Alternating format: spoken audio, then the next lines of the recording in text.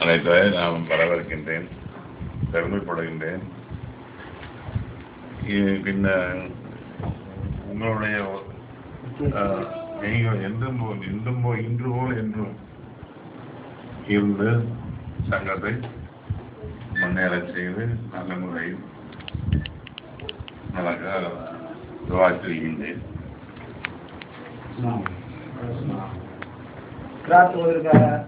ஷேக் மோயர்களை அழைக்கின்றேன். அஸ்ஸலாமு அலைக்கும் வரஹ்மத்துல்லாஹ். أعوذ بالله من الشيطان الرجيم. بسم الله الرحمن الرحيم. مثل الذين ينفقون أموالهم في سبيل الله كمثل حبة أنبتت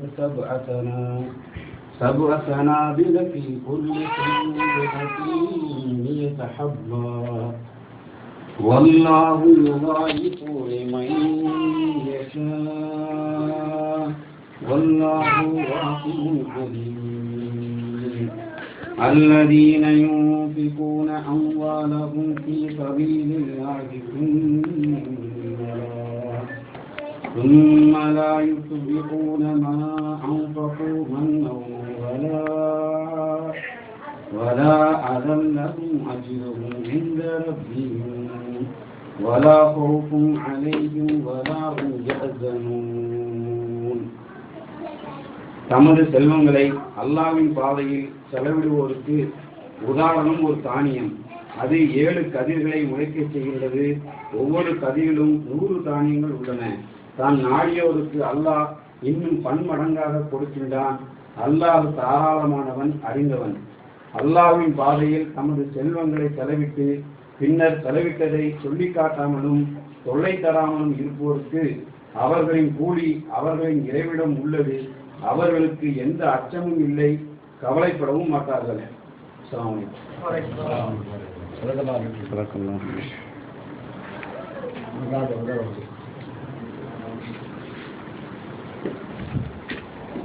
ஜாவாவை அலுவலகத்தில் சிறப்புரை ஆற்ற வந்திருக்கும் எஸ்பி முகமது ஷரீப் அவர்களையும் வரவேற்கிறேன்.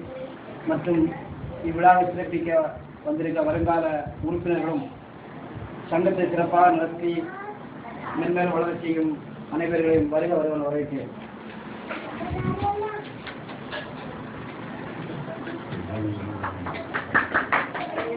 கையில் இருக்கணும், கைத்தட்டு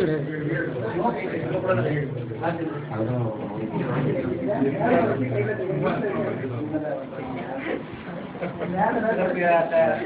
எஸ்பி முகமது அவர்களை பணிவோடு தாழ்வுமாறி. السلام عليكم ورحمة الله وبركاته. إن الحمد لله نحمده ونستعينه ونستغفره ونؤمن به ونتوكل عليه ونعوذ بالله من شرور أنفسنا من سيئات أعمالنا من يهده الله فلا مضل له ومن يضلل فلا هادي له ونشهد أن لا إله إلا الله وحده لا شريك له وأشهد أن محمدا عبده ورسوله. وقد قال الله تعالى في القرآن الكريم يا أيها الذين آمنوا اتقوا الله وقولوا قولا سديدا يصلح لكم أعمالكم ويغفر لكم ذنوبكم ومن يطع الله ورسوله فقد فاز فوزا عظيما. وقال أيضا والعصر إن الإنسان لفي خسر إلا الذين آمنوا وعملوا الصالحات وتواصوا بالحق وتواصوا بالصبر.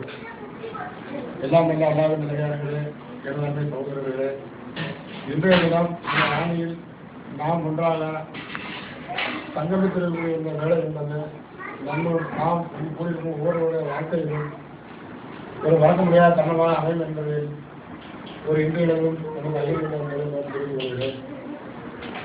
நாம் எல்லாரும் நம்முடைய வேலையெல்லாம் ஒதுக்கி வைத்துவிட்டு இன்றைய ஏன் கூறியிருக்கின்றோம் என்ற கேள்விகளை நாம் நமக்குள்ளே கேட்க நாம் கடமைப்பட்டிருக்கிறோம்.